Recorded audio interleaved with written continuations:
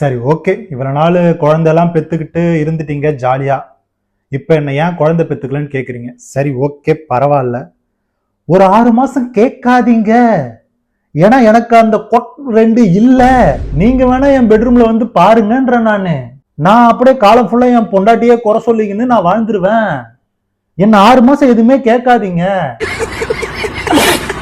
இப்ப நான் பேசுறதுலாம் உங்களுக்கு பைத்தியத்தனமா தெரியும். ஆனா நான் ரியாலிட்டியை பேசுறேங்க. என்னங்க இப்ப நீங்க என்ன ஏன்டா குழந்தை பெத்துக்கலன்னு கேக்குறதால மட்டும் நான் பெத்துக்குவா போறேன்? எனக்கு அது இல்லைங்க. என்ன கேள்வி கேட்டு மட்டும் என்ன குழந்தை வந்துருவாங்க போகுது. ஒரு மைக்கு முன்னாடி வச்சுட்டு நீ ஏன் புள்ள பெத்துக்க மாட்ற அப்படின்னா புள்ள வந்துருமாங்க? என்னங்க உங்களுக்கு குழந்தை வேணுமா பதில் வேணுமா? நீங்க என்ன கேள்வி கேட்டுனா நான் புள்ள பெத்துக்கவே மாட்டேன். ஏன்னா எனக்கு அந்த இல்ல. அதனால வெளிப்படையா சொல்ல முடியாது. 6 மாசம் என்ன எதுவுமே கேட்காதீங்க. இப்ப உங்களுக்கு கேள்வி வேணுமா பதில் வேணுமா? இல்ல பதில் வேணுமா குழந்தை வேணுமா? குழந்தை வேணும்னா பதில் கிடைக்காது, பதில் வேணும்னா கேள்வி கிடைக்காது. கேள்வி இல்லாத நேரமா பார்த்து நீங்க குழந்தை கேட்டீங்கன்னா குழந்தை இல்ல.